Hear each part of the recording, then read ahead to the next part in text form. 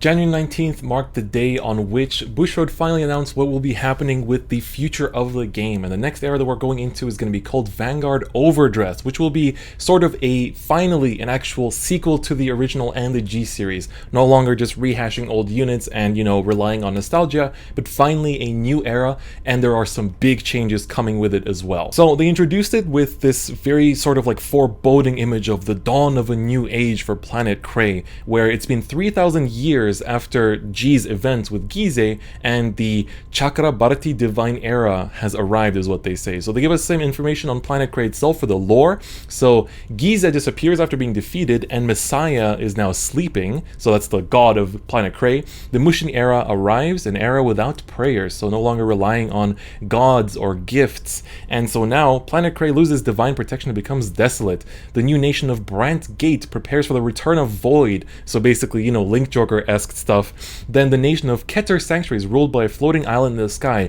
which is the reworked United Sanctuary.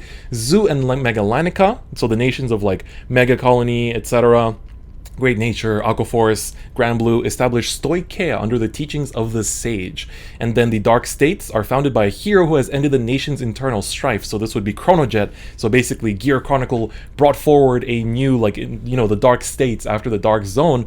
And the legendary Dragon Egg lies in the unchanging land of Dragon Empire, which you see on this visual here. So this is basically the Dragon Empire sort of aesthetic. And the key to the story is the Divine Chakrabati Divine Dragon. So this is kind of the boss unit that we're going to get used to seeing going forward for the coming years. So that's going to be very, very exciting. So this is what the reworked map of Krei looks like now. So we're going to get to why this matters in just a second. So you can see all the nations that we talked about. And this is how the clans now are split up as well. So as you can see, before we had United Sanctuary, now those clans become Keter Sanctuary, Dragon Empire, those clans stay as Dragon Empire, Stargate becomes Brant Gate, Dark Zone becomes Dark States, Zu and Megalanica becomes Stoicheia, except for Bermuda Triangle, which has its own nation that you see on the map with a little pink in the middle. So there's a lot of stuff about the lore that I'll come back to later, but the very important thing is now when we see the cards. So this is the new series, the D series, overdress with a D icon.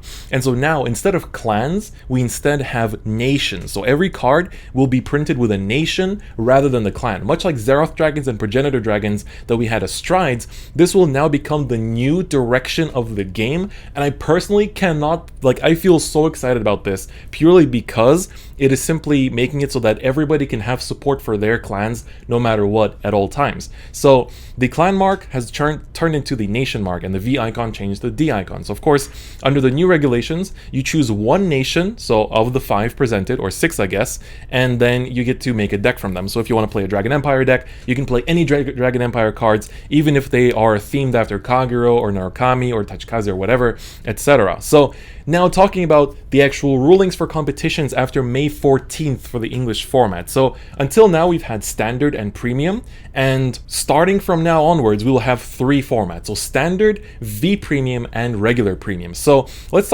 go from bottom up. So what is Premium? Premium is the same as ever. So it is clan based, so decks are built with clans, not with nations, and you can use all new and old cards. So this emphasis on including new cards. So the new cards that come from Overdress will be usable in Premium as well. We don't know exactly how this is going to work just yet, so I'll probably have an update video after this one talking about that when we get more information, but looks like potentially you can maybe, if you're playing something like Dimension Police, you can use the Brant Gate clans in that, or the Brant Gate cards in Dimension Police. We don't know yet, but hopefully.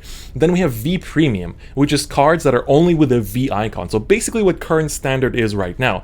So this will essentially use the clan format as we have until now, and the new cards coming to it will be extra boosters such as V Collection. All clans twice per year is what's going to be happening. So basically how we have now with the clan selection, so we're going to get V Collection twice per year to support V Premium, plus promo cards that come out for it as well. And so the important thing here is that V Premium will not use overdress cards. That's the important thing. The regular Premium, you'll be able to use new cards, new premium cards as well from the sound of it, but the V Premium will only be the cards that have come out since the reboot started, and going forward, cards with just the V icon. And then finally, we have, of course, the new Standard. So Standard is rotating into a new format, which is going to be the D regulation. So the D icon only cards can be built in the deck, and the decks, instead of being built by clans, will be built by nations, as I said earlier.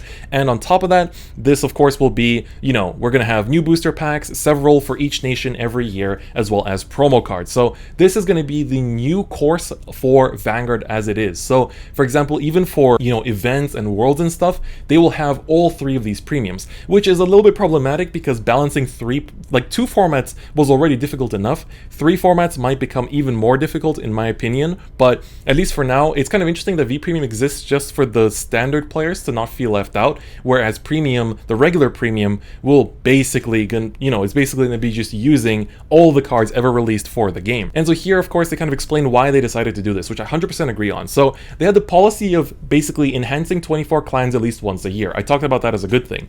And so you basically had this thing where you had to wait a long time for your clan to get support once per year, and you didn't have that many chances to add new cards into your deck. And so this is really nice because now with the nation system, you're gonna have 5 of these great nations that are in every single set. So you can update your deck every 2 months basically whenever a new set comes out, and you don't have to wait once per year to upgrade your favorite clan. And so basically this will give you a chance to always just kind of build your deck in different ways. And I'm sure the nations will have specific support for, you know, decks that seem more like Nova Grappler, decks that seem more like Dimension Please, you know, for Brandgate, or for Dragon Empire, it'll be some that seem like Narukami, some that seem like Kagero. So I wouldn't be too worried about it. Finally, they changed the rarity system, and I'm so happy about this. They got rid of VRs, which felt like a huge problem. Now we're back to triple rares being the highest rarity as it should be, and now it's much, you know, they say it's going to be easier to collect and enjoy, and especially with more people needing more cards now, that's definitely going to be the case as well. New rarities, H are hollow, so every single rare and common card in a set also has a chance to come as a foil. So think of Pokemon with reverses, every card can now be in foil as well. And DSRs are dress secret rares, so basically probably a reprint of another card with a special foiling for the people that want to bling out their decks. A really cool new system that they added to fix great stuck has been added to the new Standard. Keep in mind this will not be adapted for neither V Standard nor Premium, which is the guaranteed ride with the ride deck. So what happens is you will be able to have you start your deck with your 50, you start the game with a 50 card deck, and you choose 4 cards from the 50 card deck to take a grade 0, 1, 2, and a 3 and put them into your ride deck, just as a separate pile next to your deck. You can see it here on the playmat. There's a little kind of you can see a little zone right on the right of the deck that shows where the ride deck should go. And then when you would ride, you discard 1 card from your hand, so you put it from your hand into the drop zone to take a card from your ride deck and then basically ride to the next grade. So you go from 0, 1, 2, 3 without needing to sweat about the fact that maybe you're going to get great stuck, maybe you're going to get, you know, just brick or whatever. You can select which cards you want to ride, and that is fantastic. They also added a new type of trigger called an over trigger, which is limited to 1 per deck. This one's the one that I feel a little bit problematic about because it adds 100 million power. So if you check it on damage check, it gives you plus 100 million power to one of your units and resist damage source, which I'm assuming basically, you know, kind of negates the damage is what that sounds like, but we'll find out more later on probably. And if you check it on drive check, you get 100 million power and the extra effect that it might have based on the nation. So for example, this one is an Etranger one, so this one doesn't have an actual nation effect. So these ones, it says DSDO1, so this is the actual trial deck one. And what this one says is you can only have one of these, the over triggers in your deck, and when you check it, it gets banished, you draw 1 card, and then you give one of your units plus 100 million power. And then if you drive checked it, then you also apply the effect. So for example, this one's effect basically says that you choose one of your units, and for that turn it gets another 100 million. So that is, you know, it's very, very powerful, only 1 per deck, so your chances of hitting it are pretty low. I personally feel a bit weird about this one, but we're going to see what they do. It also has 50,000 shield, which is really important to note as well. Then of course we got a lot of information about the anime. So the Vanguard overdress anime is going to be done by Studio Kinema Citrus, who did anime like Rise of the Shield Hero, and I think also Made in Abyss, if I'm not mistaken. And the designs are done by Clamp. Yes, the Clamp that made Code Geass, the Clamp that does Cardcaptor Sakura. This is fantastic. Look at how cool everyone looks. It really feels like a very mature design design as well. So here are the voice actors. There's some really big shot voice actors here, like Onoyu, and like some of Bushiroad's own voice actors in here as well. So it's going to be really, really exciting to see where things go. So these are your protagonists, essentially, your main team of players. So here's a quick summary of the plot of the anime. Yuyu, the main character with the blue hair, is a boy living in Kanazawa Kaga province. He is 15 years old and is in his third year of junior high school. He has the ability to sense the feelings of others, but he's troubled by the fact that he cannot say no when asked. One day, when Yuyu can no longer stand being an unwilling participant in his sister's hobby, he runs away from home. The one who saves him is Megumi Okura. Megumi invites Yuyu to a nighttime amusement park called Wonder Hill, where her friends hang out. At the amusement park, Yuyu meets Megumi, Zack Saishikame, and Tomari Seto, members of the Team Blackout group that meets to play Vanguard every night. So it's already a bit of a more mature tone as well. Tonight, a serious fight for the team's flag will take place. Blackout's leader, Danji Momoyama, and the mysterious and powerful fighter, Toya Ebata. As Yuyu stares at them, the Cardfight is soon eroded into a world of images. This is how Yuyu encounters Vanguard, a world he has never seen before, and is drawn in by its powerful allure, making new friends along the way. So there is a trailer for the anime that you can watch, and it's pretty cool. The first episode will come out on the official Vanguard channel on March 24th, ahead of schedule. Otherwise, it's going to start from April onwards. And then, of course, the very important information is new product that we already have confirmed here. So, first things first, we're going to get 5 starter decks releasing all together on May 14th. And these will be supporting every single different nation. So we can see here that the Yuyu starter deck will be nation for Dragon Empire. Then the Danji nation he's going to be using Dark States. So it's going to be the Dark States one. So it looks very much like Spike Brothers. And he kind of looks like my kind of like drawn avatar as well. Then we have Toya, who uses Keter Sanctuary, so the new Knights. Then we have Megumi, who uses Stoikea, so the Zuma Galanica mix. And then finally, Tomari uses Brand Gate, so that's the one I'm going to be peeping for sure. On top of that, we have the general release schedule for the English product as well. So Booster Pack 01, Genesis of the 5 Greats, releasing on the 21st of May. So this will include all nations. Each pack will have 7 cards, and some of the insert cards will have rare illustrations drawn by Clamp. And basically, they're going to be like the illustrations will match whatever is happening in the anime as well. And this, like the boss card on this first set looks amazing. This looks like a Brandgate card, looks like a Victor almost, and I'm so hyped for it. So it looks like it has 120 different cards, 10 types of triple rares, 15 types of double rares, and 30 types of rares, and 65 types of commons, 2 DSRs, 40 SPs, so maybe SP clan packs come back, and 50 kinds of foils as well, plus 1 token card, which we'll see what that is itself. And then looks like the second booster for overdress will be coming out in July, so looks like a 2-month gap for the releases, and that's actually the same for Japan as well. They have April and then June, whereas we have May and then July, so like a 1-month gap. On top of that, very interesting here is V Collection Summer 2021.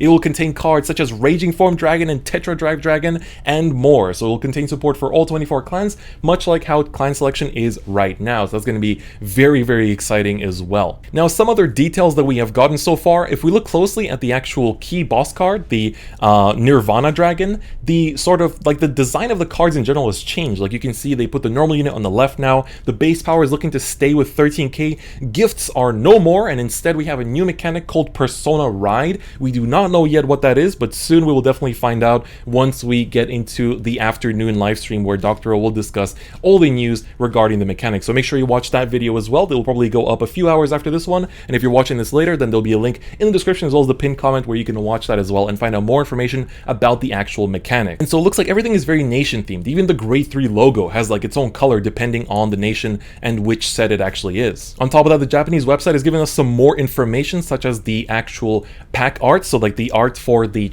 starter decks, so we can see, you know, a little bit of a description for each starter deck as well. So starter deck 1, Holy Dragon, includes dragons and priestesses. Fight by evolving your partner. And then starter deck 2, which is the Dark States one, says includes mostly demon units. Store your power and finish it in one shot. And then Apex Ruler is the third one. This is the Keter Sanctuary one. Includes knights and angels. Fight by commanding strong units. Sounds very Royal Paladin like.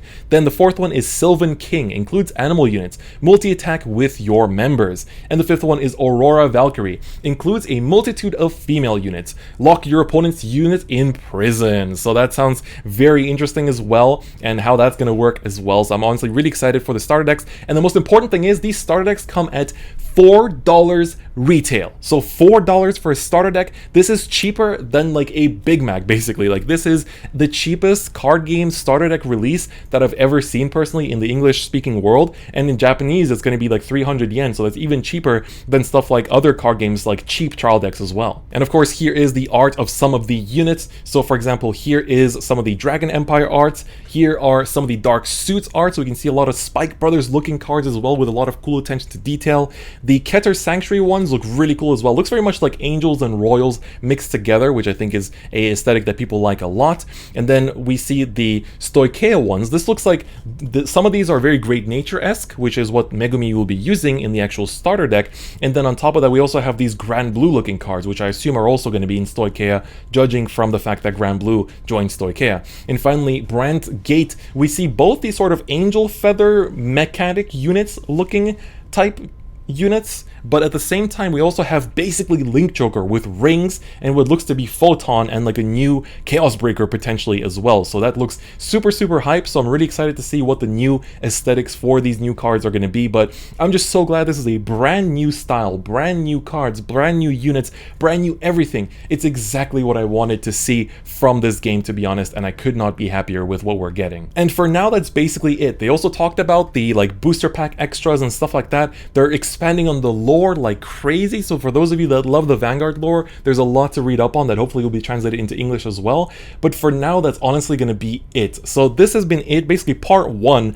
of the brand new, essentially like overdress news that we've been announced, has been announced for us. We're going to get more information about the actual rules and regulations and persona writing and all that kind of stuff later today. So make sure you stay tuned for that as well, because that video will be going up later on in this afternoon, where we talk about the actual mechanics of the game. So I'm personally super hyped. The game is going exactly in the direction that I wish it would be going in for a very long time now. I feel like kind of putting everything into nations and letting there be diversity within the nations is much better, because now everybody can always look forward to support. You can just build one nation and always look forward to new cards coming out without having to wait for like a whole year. And on top of that, like I feel like they're still going to retain that clan identity that they had, by just like putting things into like nations, but with different archetypes and stuff like that. So that's going to be it for this summary of all the news regarding overdress from the biannual stream from Bushiroad. So this has been very exciting. We also have a new producer who actually speaks English and looks to be, he's honestly looks like an amazing person. He basically saved Shadowverse from one of its worst metas